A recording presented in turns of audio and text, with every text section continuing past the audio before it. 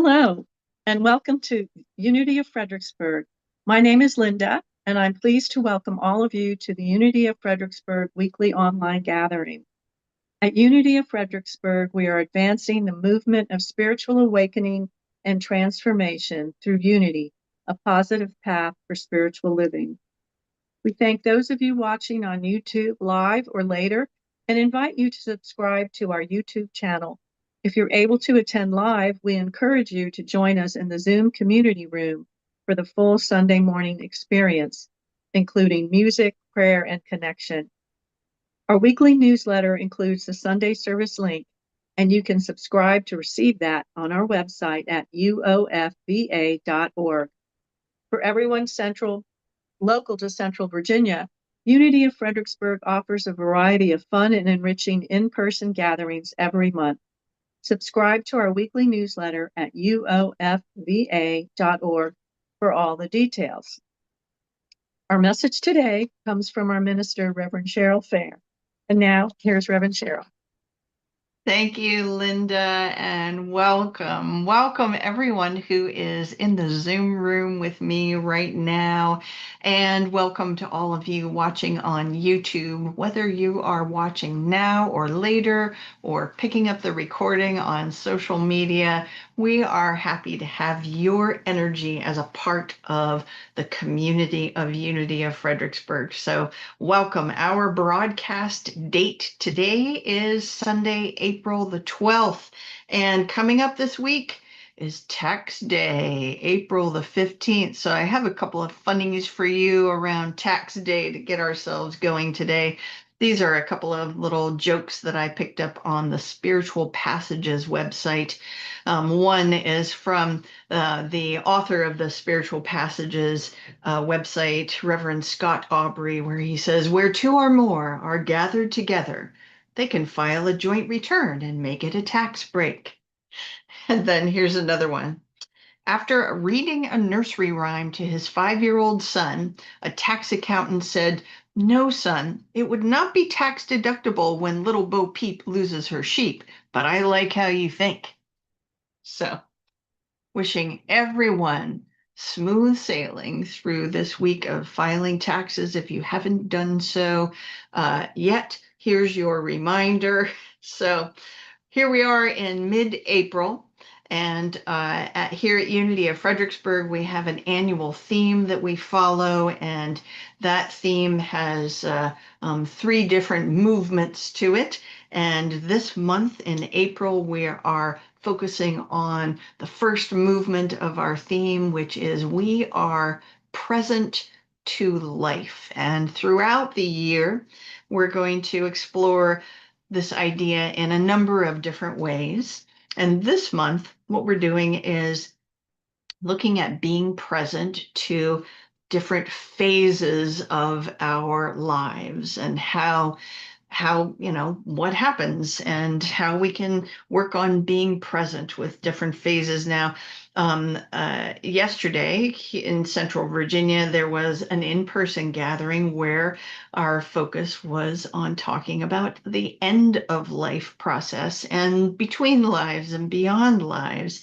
Here this morning, we're kind of, we're in an interesting order because here this morning, we're going to focus on the early phases of life. And for all of us, when we look at different phases of our life, there's going to be things that we liked about it, things we didn't like so much. So let's just take a look right now at those early phases of our life. So the primary phase of life from birth to early childhood. We are in whatever our family of origin is, whoever our caregivers are, we're learning those basic norms, we're learning language, we're learning values, we're picking up on emotional patterns. And this process really forms the core of our identity as we function in the outer world, right? And it shapes our earliest worldview. So as we reflect on this time in our life, we carry many beliefs that were, kind of programmed in by the adults in our lives. And we may be aware of those, we may be unaware of those. Some of those might be healthy and wonderful, some of them might be unproductive. So here's one example. If you can imagine being having an adult in your life when you were a child who said, "Don't go into the woods. It's scary in the woods." Maybe I'm sure most adults have protective, reasons why they would set up a rule like that for a child. And if you had that in your life, you might find yourself as an adult kind of disconnected from nature, or having the opportunity to discover nature for the first time, because when you were a kid, you were told, no, no, don't go into the woods. That's scary. So, whatever it is that might have happened in your life as a child, whatever those dynamics were, whether you were happy with them or not, let's just take a moment right now and just take a breath. Just take a moment and reflect on that. There's no need to evaluate whether it was good or bad, or judge it or anything like that. No need to kind of dive in to the wonderful aspects or run away from the things that you don't like. Whatever it is that's coming up with you when you think about your early childhood, our task today is just to be present with it. So here's a series of affirmations around our early childhood. I am grateful for all the blessings of my early childhood.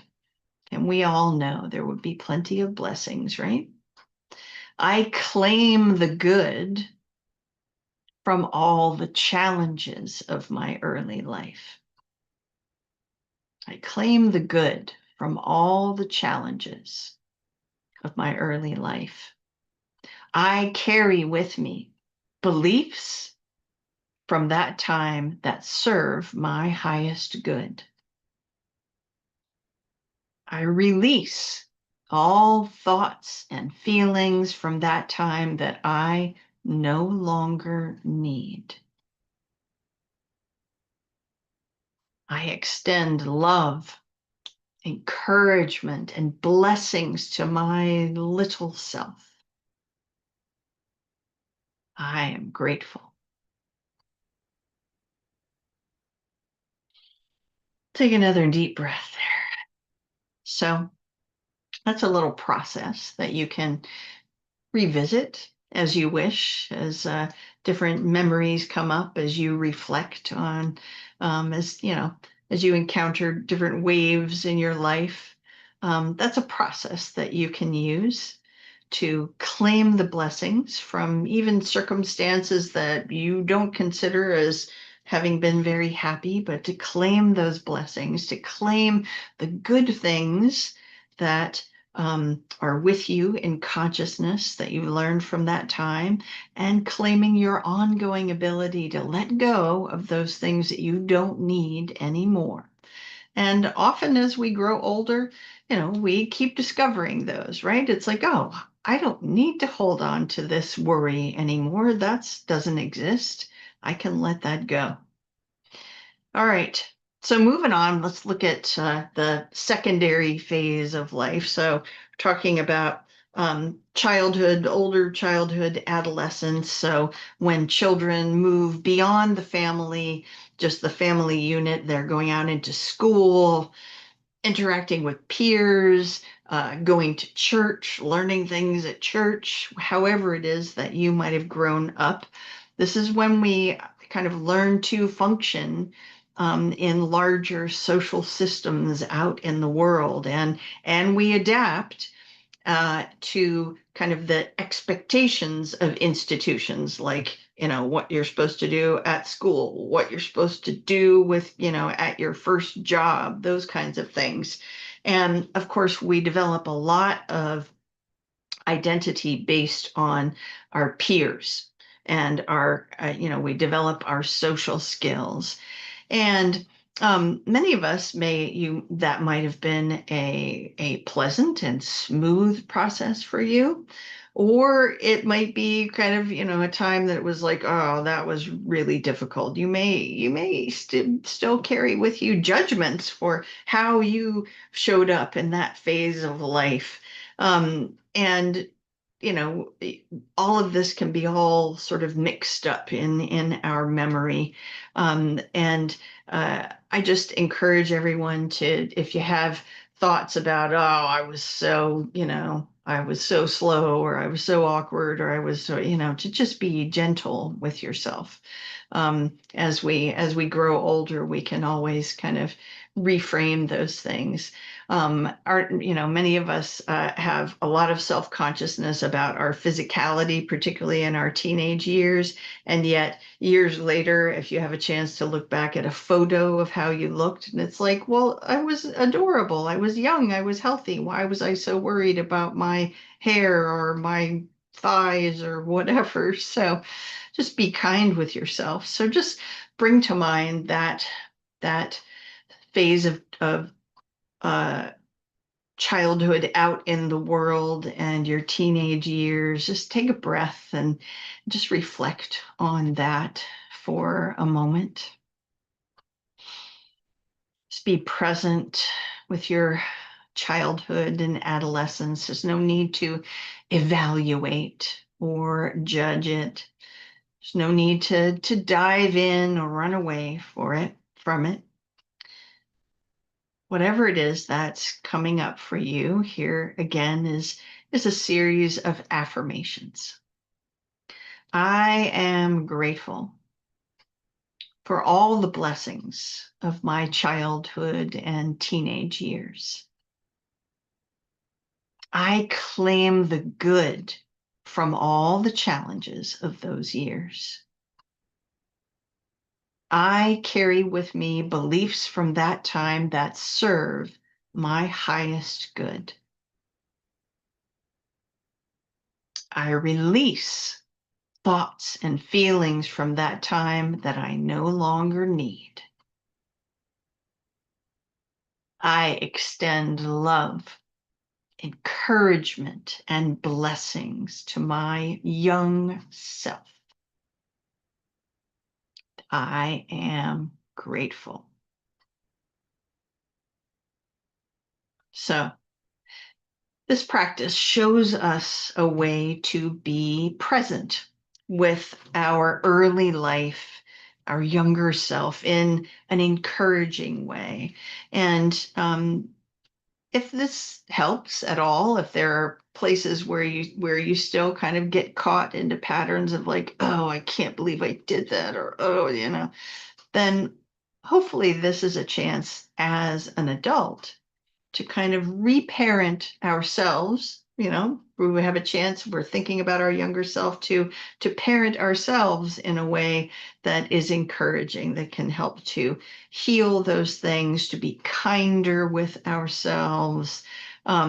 Here's a funny thing, that a meme that I saw on social media, which I thought uh, fit in with this quite a bit. And it comes from Charles Rodriguez at The Happy Givers. And it says, remember that Jesus napped regularly, got frustrated with religious systems, experienced hunger that turned into anger, occasionally ignored his family's advice, and happily ran away when people wanted to control him. His humanity was part of his godliness, and so is yours.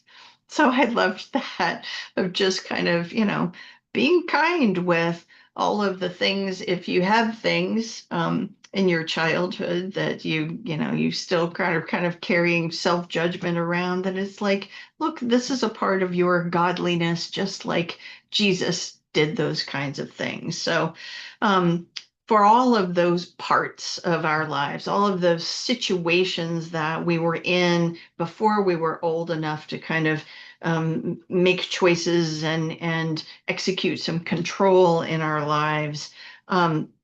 Although we can't change the past, we can certainly shift our attitude about those things that happened in the here and now. Here's a nice quote from scripture from Romans 12, verse 2. Do not be conformed to this world, but be transformed by the renewal of your mind, that you may prove what is the will of God, what is good and acceptable and perfect. So, a wonderful reminder of how we can, in this present moment, work on healing and releasing, and using the phrase that phrase that I was like, reparenting ourselves from our childhood, where there are places that feel sticky, that we can work on that, and we can also work on cultivating acceptance. Just when these things come up, just sit with it. Just go ahead and just be present, because these aren't situations where you can, like, well, let's go out and fix it. Let's go out and do this and do that. We can have a tendency to just kind of try to brush them under the rug or whatever. But what about if you just sit with it? Just be present with whatever feelings are coming up, whatever memories are coming up, and see what we can accomplish. Not even accomplish, just be present. Working on just kind of accepting, well, that's the way it was. Now, accepting cannot always feel comfortable, sometimes feels uncomfortable, right? So recently there was an email that came out from the Daily Word. And this was a piece written by the editor of the Daily Word, Reverend Teresa Burton. And the whole piece was about acceptance. So here's a quote from that recent email. Acceptance is not agreement. It doesn't mean forcing ourselves to like an unpleasant or unwelcome experience or situation. Acceptance is not a call for passivity or resignation in the face of circumstances we want to change. Acceptance is staying present to reality as it is and not succumbing to resistance or denial. So, that's just kind of another thing for us to consider this morning as we look at being present with those early phases of our lives, where we don't have we don't have the maturity, we don't have the financial resources, we can't make decisions about what space we're going to be in and who we're going to associate with. We're kind of just in the space that we're in.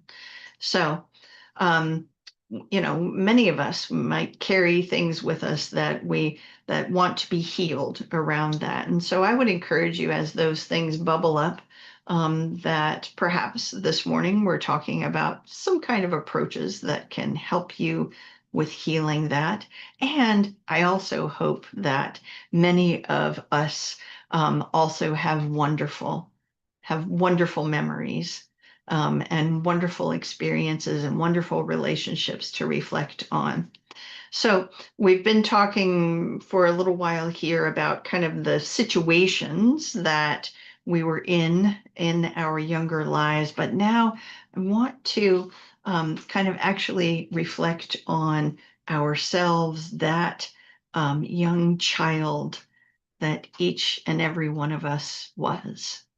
So when we think back to early childhood, I mean, we don't know anything, right? And everything is new. Every new thing is kind of shows up in a dramatic way. Every new thing is delightful or scary or exciting or gross, or can you remember being that way, where it's like, I've never seen this before, I've never touched this before, I've never, oh, what is that? And the sense of awe and wonder.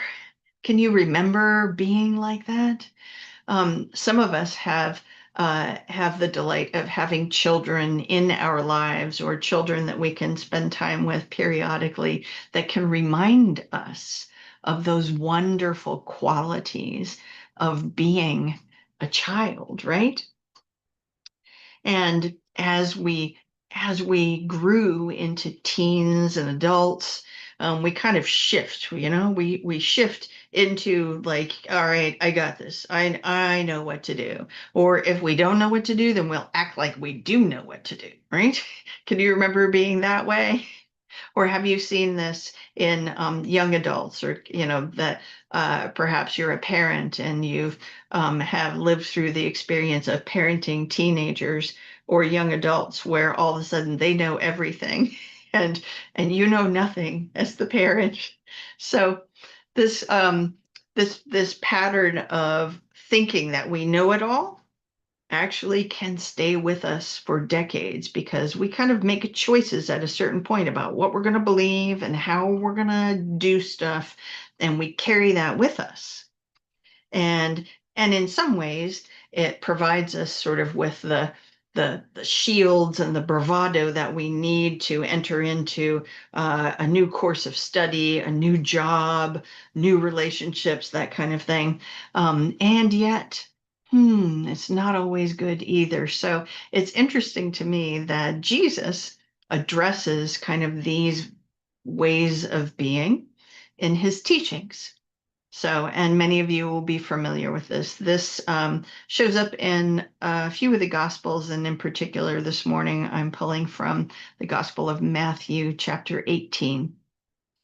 The disciples came to Jesus and asked, who is the greatest in the kingdom of heaven? He called a child whom he put among them and said, "Truly I tell you, unless you change and become like children, you will never enter the kingdom of heaven. Whoever becomes humble like this child is the greatest in the kingdom of heaven. Whoever welcomes one such child in my name welcomes me." So here is Jesus encouraging us to honor and cultivate the childlike qualities in ourselves. So, not going about thinking we know all the answers because we've been to school, we've read the things, we've got we've got the documentation, but this is the way of the ego. This is the way of and that's your brain, your ego, learning the things and learning to operate in the outer world. This is our human nature with our brain in charge. And here's Jesus saying, set that aside, friends. Be open to the wonder, the sweetness, the imagination, the intense caring of a small child, because this is the way of our divine nature, of our spiritual being, grounded in faith and love and compassion. Our opening to our divine wisdom is in those childlike qualities, not all the things we know about all the stuff and all of our street smarts, but the trusting naivete of a child. Now, Unity founders, Charles Fillmore, Myrtle Fillmore, Emily Cady, the author of Lessons in Truth, all kind of reference this perspective from Jesus and the way that they showed up in their teaching. So Charles Fillmore, he reminds us that spiritual awakening requires a consciousness that is open, receptive, and willing to be taught, right? A mind that releases the old and welcomes the new. So, those qualities of being a young child where everything is new, not being the know it all teenager who's like, I did that once, I know all about it. Right? So, Myrtle Fillmore, she showed us this perspective with the lived expression of this truth, teaching that we are all children of God, was her phrase, inviting us to reclaim that natural innocence trust, and inner listening that children just embody without effort. Emily Cady in Lessons in Truth urges us to approach spiritual learning with that same humility and openness, to lay aside our fixed beliefs and receive truth with the fresh expectancy of a child. The way that modern editions of Lessons in Truth start is with an essay from her saying, first of all, before you get into this book, I want you to set aside your belief system and be open. So this capacity for being teachable, being open to learning something new, all of these are these childlike qualities that Jesus is referencing. So our time together today, kind of reflecting on these this early phase of our life. Hopefully we've looked at maybe some tools that can help us soften around things that still show up as prickledy, and expanded our capacity to relish and encourage a childlike way of being in our grown-up selves so that we can claim the good that has come before in our lives, practice letting go of those things we no longer need, accepting circumstances that we can't go back and change now, by strengthening our inner lives and cultivating the childlike mind and the childlike heart, looking at the world with awe and wonder, delight and enthusiasm. We all have this within us. Let's do what we can to awaken that sleeping child that we once were, and look at the world with newly opened eyes. So as we move into our time of meditation today, I would like for you to, if you will, if you can imagine yourself, just take a deep breath as we move into meditation here. If you wish, you can allow your outer eyes to drift closed, or just soften your gaze so that we can be focused on the present moment. Let's practice for a moment. Imagine holding a child. You choose the age of the child. Could be a baby, could be a child cuddling in your lap, or whatever it is that comes up for you. And imagine that this child is you. This is your younger self. Just expand your imagination to see the truth of this divine expression. The receptivity of the child, the mind open to divine ideas, the willingness to be taught, to learn new things, the trust, the confidence, and that innate faith that all is well, no matter what's going on. The simplicity, the sense of wonder and awe in the child, the capacity that you have to encourage, shine the light of love. Now let's just move into a time of stillness together, right here and now.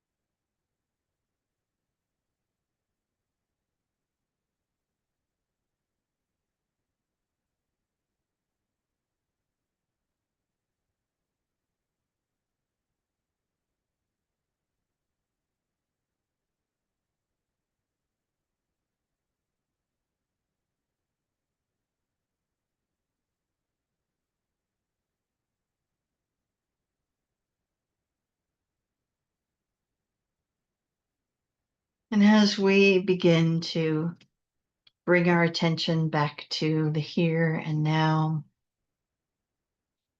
just allow this image of the child held in your arms or sitting in your lap. Allow that energy to be enfolded back into your here and present self. That inner child of yours, that little self, is here for you to experience in this moment, for you to encourage, for you to love. Let's close our time of meditation with an affirmation. It's pretty simple. I'll say it once and then you can repeat it with me a couple times at home. I am a child of the universe and I am grateful. Say it with me, friends. I am a child of the universe and I am grateful. Let's do it one more time. I am a child of the universe and I am grateful. So it is. Thanks so much for being here this morning, my friends, and I'm going to hand it over to our friend Linda to close out our YouTube broadcast. Thank you, Reverend Cheryl, and thank you all for watching the weekly broadcast from Unity of Fredericksburg. Visit our website, uofva.org, to learn more about our mission of spiritual awakening and transformation and support our ministry with your financial donation. Thanks again for